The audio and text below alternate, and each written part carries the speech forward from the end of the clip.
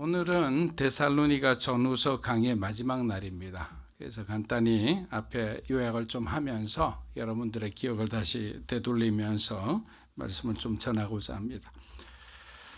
사도 바울은 이제 2차 전도 여행 기간 동안에 빌립보에서 교회를 세우게 됩니다. 그리고 난 뒤에 박해가 임하자 데살로니가로 이동하여 그곳에서 교회를 설립하게 됩니다.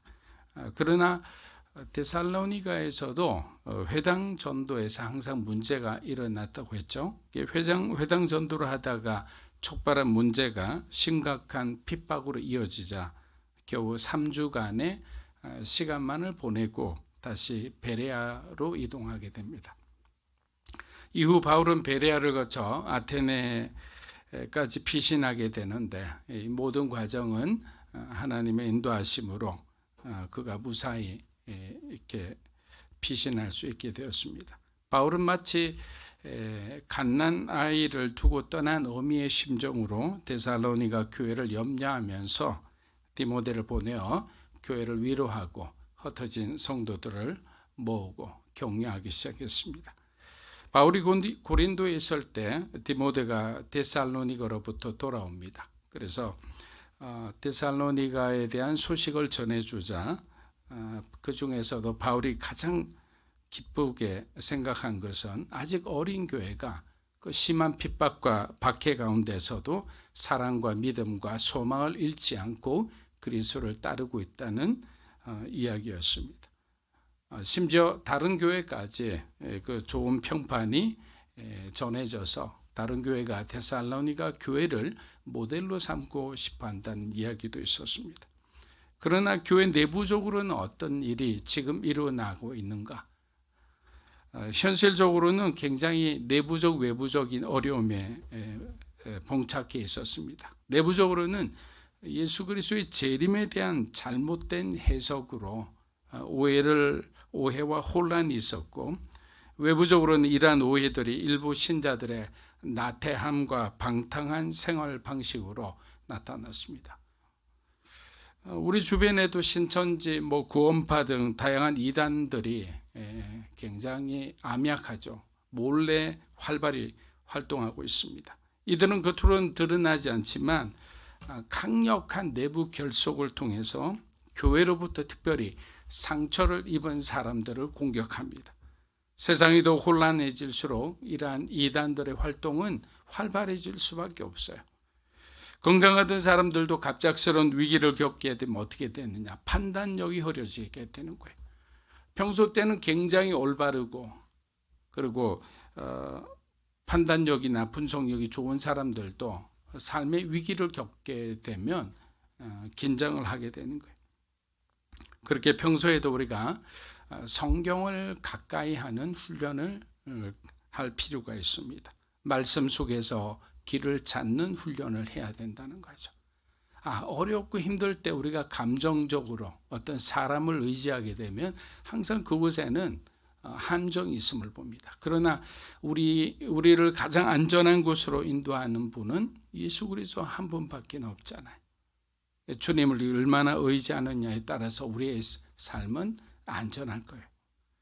그리스도의 사랑과 은혜는 우리가 지금 겪는 내적, 외적인 어려움을 이겨낼 수 있는 충분한 힘과 지혜를 공급해 주기 때문입니다. 혹 이런 질문을 하는 사람들이 있어요. 지금까지 내가 주님을 의지해 왔는데 내 삶에는 아무런 변화가 없었습니다. 물론 이해가 됩니다. 여러분은 이 질문에 대해 그럼 어떻게 생각하십니까? 우리가 매일 기도드린 내용과 사실 비슷하지 않습니까? 하나님 제발 뭔가 변화가 있었으면 좋겠습니다. 우리의 삶에 진보가 있었으면 좋겠고 우리의 삶에 혁신이 있었으면 좋겠다. 그런데 실제적으로 변화가 이렇게 눈에 띄게 잘 일어나지 않습니다. 그렇다면 왜 변화가 없을까요? 주님의 말씀이 떠올랐어요. 예수님께서 우리에게 뭐라고 말씀하셨냐면 자기를 부인하고 자기 십자가를 지고 주님을 따르라고 했어요. 그러면 그 말은 우리에게 길을 보여주신 거거든요.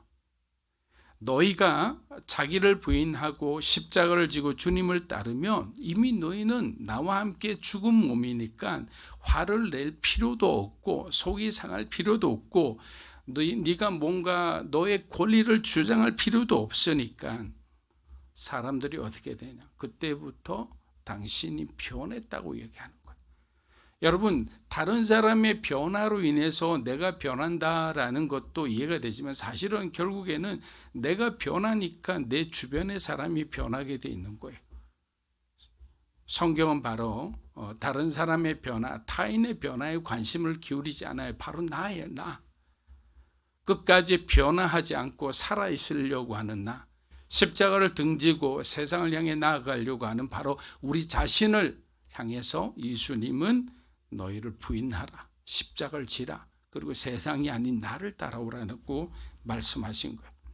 자, 그러니까 어떻게 되느냐? 변화된 순간부터 관계가 회복되기 시작합니다. 우리 안에 없던 믿음이 자라나기 시작해요. 주님 안에서 새로운 소망이 생겨나고 또 새로운 꿈이 생기니까 그 꿈을 향해 열심히 증진합니다. 그러니까 우리 마음이 어떨까요? 기쁨이 있죠. 하나님에 대한 감사가 넘치는 거예요. 결국 이러한 변화는 우리의 삶에 진정한 영적인 갱신으로 이렇게 점점 우리가 축복받게 되는 거예요. 그런데 죽지 않으면 어떻게 될까요? 여전히 여러분 한번 생각해 보십시오. 죽지 않으면 어떻게 되냐? 변화가 없어요. 답답한 현실은 그대로 됩니다. 그래서 우리가 보면 우리의 삶에 보면 죽은 부분이 있고 죽지 않은 부분이 있어요. 그래서 저는 여러분의 삶의 사망 선고가 아직 안 된 부분들을 기도 가운데 때로는 하나님께서 우리에게 보여주시겠죠. 어떤 현장을 통해서 아직도 내가 살아있는 부분, 그것을 예수님과 함께 십자가에 못 박아달라고 기도하는 거예요. 하나님, 내가 정말 이 부분 때문에 계속 내가 시험에 들고 축복을 그냥 받았다가 다 쏟아내는데 이것이 주님과 함께 십자가에 못 박히게 해주십시오. 다시는 살아나지 않게 해주십시오. 주님의 성품으로, 주님의 그 마음을 닮은 사람으로 우리가 변화되게 해달라고 그렇게 기도할 수 있는 거예요. 여러분, 그것이 여러분의 자존심일 수 있어요. 자존심이 강한 사람은 늘 언제나 자기를 과시하기 바쁘겠죠. 또 때로는 굉장히 수동적으로 과거의 상처와 아픔일 수 있어요. 그 아픔을 힘들 때마다 이렇게 들여다봐요. 이건 들여다보는 게 아니에요. 아픔은 하나님께 치유받아야 되죠. 근데 그러한 모든 것, 죽어 있는 부분, 내가 정상적인 인간관계를 하기 힘든 부분, 하나님 앞에 올곧게 신앙을 드리지 못하는 이유는 바로 내 안에 어딘가 어느 부분이 너무나 살아서 아직도 활동력 있게 살아있기 때문이죠. 하나님은 우리가 시험에 들지 않을 정도로 항상 깨어있기를 원하십니다. 바울은 데살로니가 후서를 통해 교회 공동체 내의 게으름과 이 무질서가 확산되는 것을 강력하게 경고합니다. 여러분, 하나님은 질서의 하나님이라는 말씀을 들어보셨을 거예요. 하나님은 무질서한 거 굉장히 싫어하죠. 또 하나님은 권위의 하나님이시죠. 하나님은 권위로 모든 것을 다스리세요. 권위 안에 하나님의 명령이 있죠. 그런데 그 권위가 무너지면 어떻게 될까요? 하나님의 영이 서지 않겠죠. 그래서 항상 질서, 권위 이것이 잘 유지되기를 원하시는 겁니다. 교회는 이단적인 가르침에 대해 굉장히 적극적으로 대응할 필요가 있습니다. 왜? 마지막 시대는 그만큼 여러 가지로 혼란하기 때문에 가만히 있다고 그냥 당하는 거예요. 무슨 지식이 없어 망하는 거예요.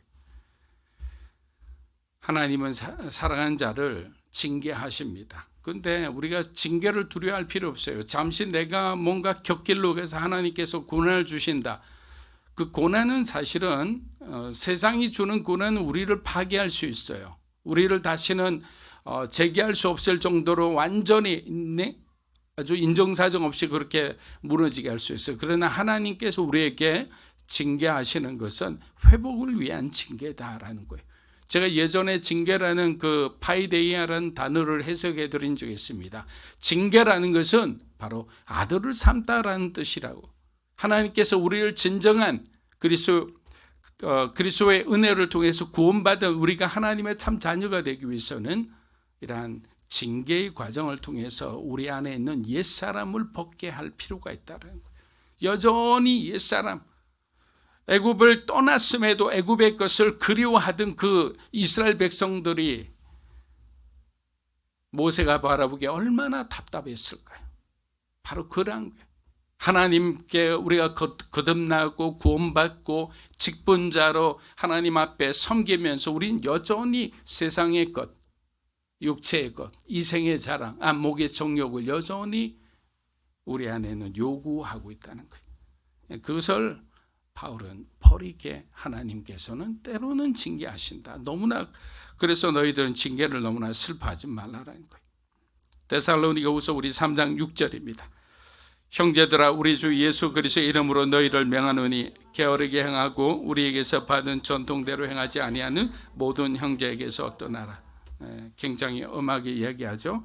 바울은 기도에 관한 이야기를 하다가 갑자기 노동에 대한 얘기를 이야기합니다. 일에 대한 얘기.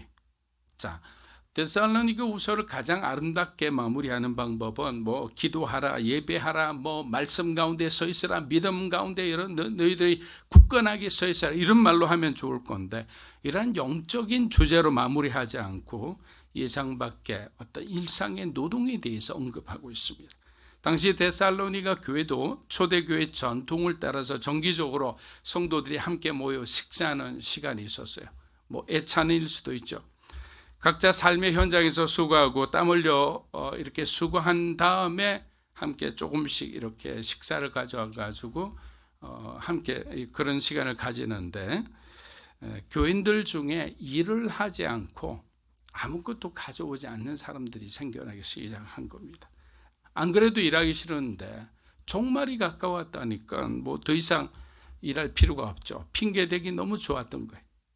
그렇다면 바울이 이렇게 일을 강조한 것은 뭐냐? 단순한 일이 아니라는 거예요. 이것은 창세기까지 연결됩니다. 창세기에서 일의 기원은 인간의 창조하고 굉장히 밀접하게 연결되어 있습니다. 특히 아바드라는 경작하라라는 하나님의 그 명령의 그 아바드라는 단어는 일하다, 뭐 경작하다 이런 뜻인데 이것은 창세기에서 하나님께서 처음으로 인간에게 일을 하라고 명령하신 거예요. 자, 우리 창세기 2장 15절 한번 읽어보겠습니다. 여호와 하나님이 그 사람을 이끌어 에덴 동산에 두어 그것을 경작하게. 자, 하나님이 아담을 에덴 동산에 두어 동산을 경작하고 지키게 하셨습니다. 근데 여기서 경작하다는 아바드고 지키다는 샤마르예요. 샤마르.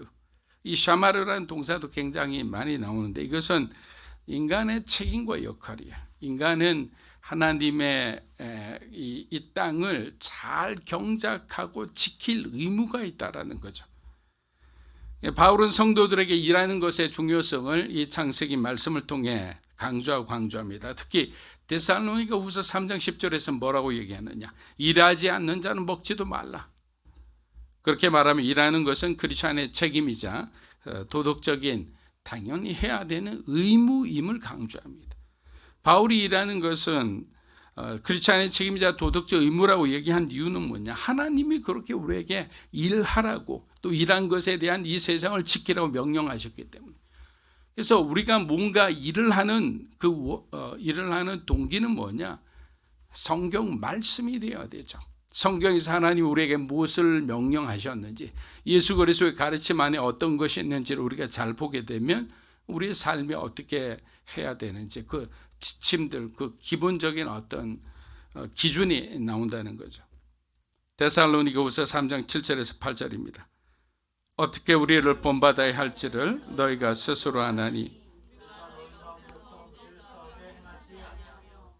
누구에든지 음식을 값없이 먹지 않고 오직 수고하고 애써 주야로 일하면 너희 아무에게도 폐를 끼치지 아니하려.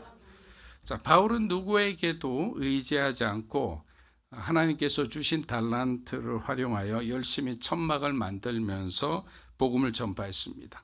그래서 소위 뭐 텐트 메이커다 이런 말이 있잖아요. 그래서 복음 전파할 때 집중할 때는 뭐 일을 잠시 멀리하고 또 복음 전파하는 부분이 잠시 소홀히 될 때는 일을 집중해서 그 다음 사역에 재원을 마련하고 그렇게 했습니다. 우리 8절을 한번 다시 한번 읽어볼게요. 누구에게서든지 음식을 값없이 먹지 않고 오직 수고하고 애써 주야로 일함은 너희 음식도 값없이 먹지 않았어요. 그리고 수고하고 주야로 일함은, 바울은 주야로 일을 한 거예요. 성도들에게 신세지지 않았어요. 주님의 재림이 가까이 다가왔다는 믿음을 가지고 있었던 바울의 일행이었지만 그들은 데살로니가 성도들 중에서 일단의 무리처럼 그렇게 방종하지 않았어요. 하늘만 쳐다보지 않았어요. 종말이 다가왔다고 세상 질서 무시하고 자기에게 주어진 책임을 소홀히 하지 않았어요. 자기가 먹을 것은 직접 일해 먹으면서 오히려 더 풍성히 남은 부분은 어려운 사람을 도와주면서 바울의 전도팀이 그렇게 했기 때문에 도시에서 환영을 받고 욕먹지 않았던 거예요. 바울이 재정적인 시비에 휘말리지 않았던 이유 중 하나는 그가 대부분의 사역비를 직접 벌어 사용했기 때문입니다. 물론 그 당시엔 그럴 수밖에 없었겠죠. 여러분, 사람의 마음은 솔직히 들어갈 때와 나올 때가 달라요.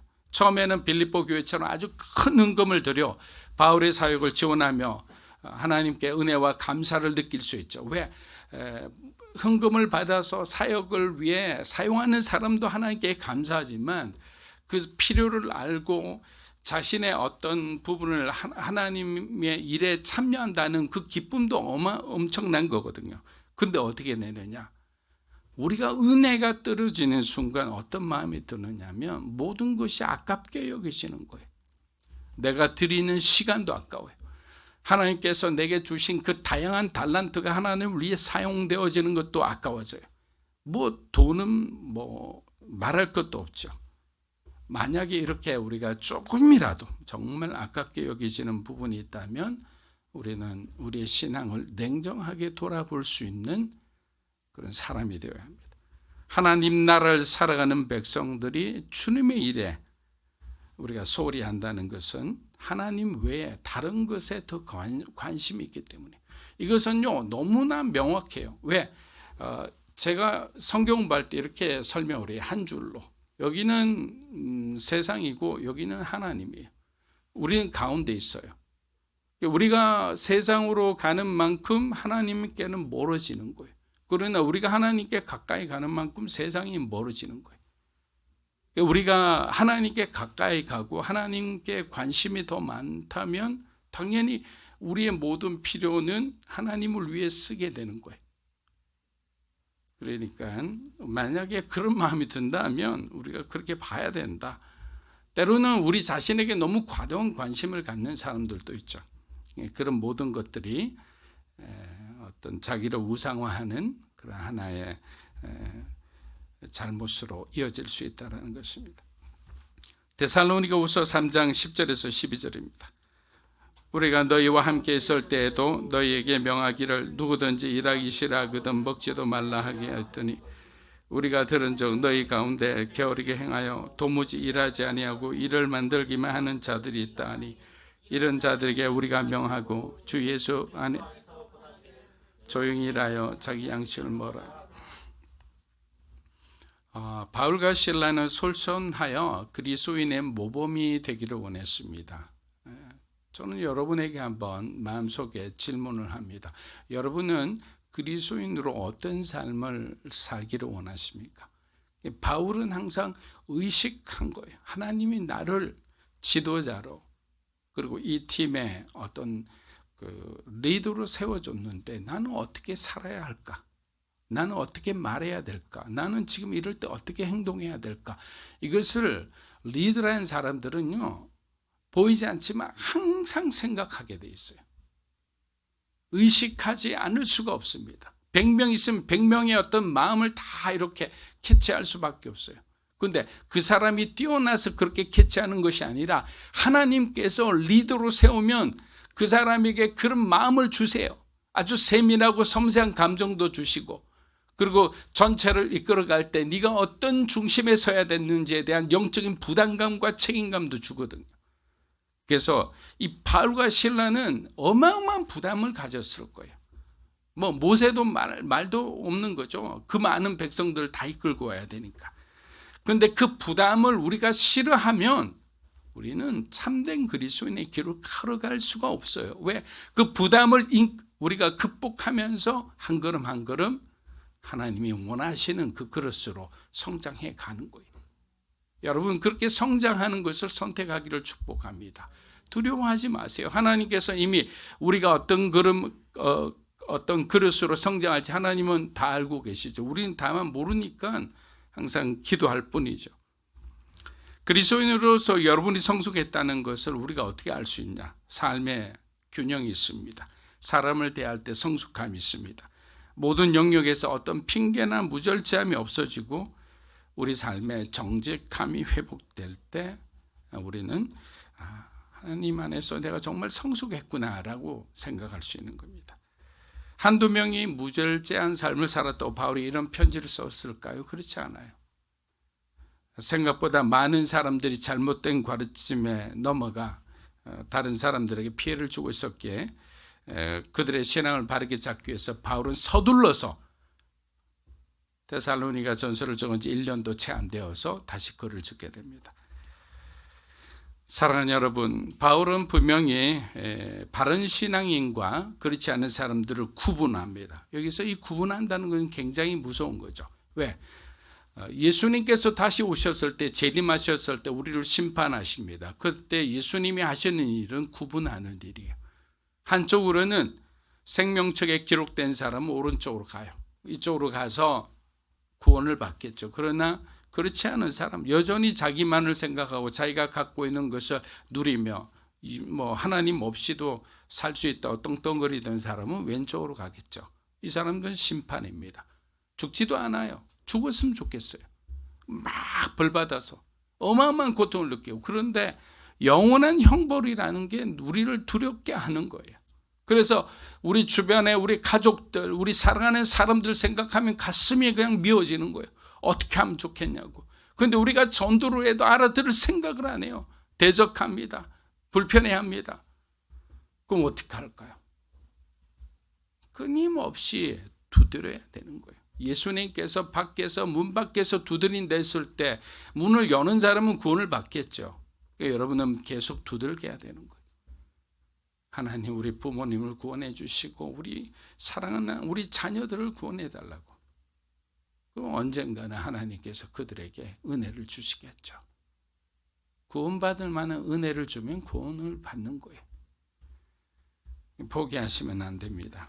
누구나 다 상처를 받게 돼 있어요. 근데 그 시간을 또 지나면 또 회복의 시간이 오는 겁니다. 뉴욕의 그 리디머 처치의 팀 켈러 목사님은 자신의 저서 그 일과 영성에서 기독교 신앙이 일에 미치는 영향에 대해서 이렇게 말합니다. 신앙은 일에 대한 우리의 태도를 변화시키고 모든 일에 존엄성을 부여합니다. 신앙은 일을 바라보는 어떤 관점을 변화시켜주고, 일 자체가 부담이다, 왜 억지로 한다 이런 게 아니고 하나님의 명령이고 내가 창조 질서에 참여하는구나 이런 생각을 하니까 일에 대한 관점이 바뀌니까 막 불편하고 힘들고 억지로 살기 위해 한다는 그 마음 자체가 달라지는 거예요. 왜? 누구나 모든 사람에게 하나님은 일을 하도록, 창조 질서에 참여하도록 부르셨기 때문에. 일이라는 것은, 그래서 우리가 직업 소명설이라 하잖아요. 일이라는 것은 하나님이 우리를 부르셔서 그 일을 할 수 있도록, 그 일에 참여할 수 있도록 부르신 거예요. 그러니까 그 부르신 분에게 우리는 최선을 다하는 거예요.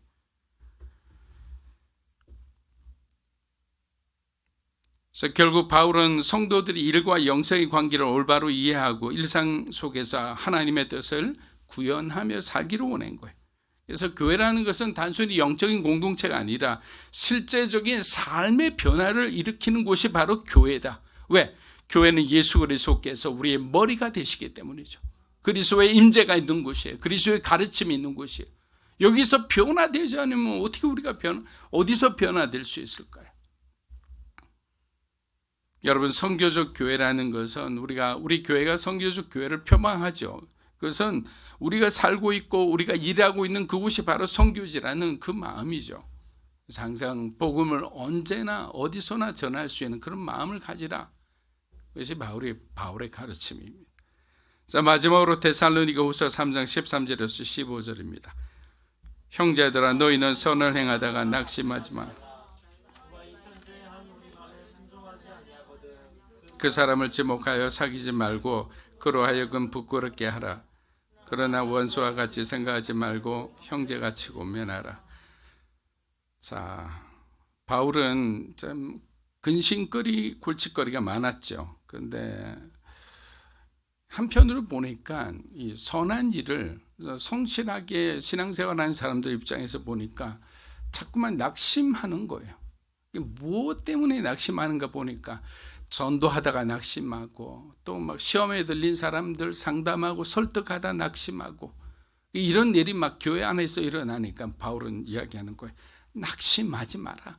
하나님이 곧 그들 인생 가운데 개입할 거다. 그러나 포기하지 말고 너희가 그들에게 따끔하게 해서 정신 차리게 하되 하나님이 포기하지 않는데 너희가 포기해서 되겠느냐. 끝까지 사랑하라.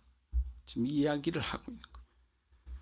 우리가 낙심될 때는 어떻게 낙심됩니까? 전혀 변화를 보이지 않을 때. 인간인지라 그런 마음이 듭니다. 사랑과 관심을 보여주고 한없이 기다려주는데도 여전히 변화할 조짐조차 보이지 않을 때는 그냥 마음에서 그냥 상실된 마음이 듭니다. 어떻게 하면 좋겠습니까, 하나님? 근데 하나님께서는 지금 말씀하시죠. 때가 되면 내가 너희 가운데 임할 것이다 라는 거예요. 사랑하는 여러분, 하나님은 특정한 한 사람의 공동체를 만들지 않습니다.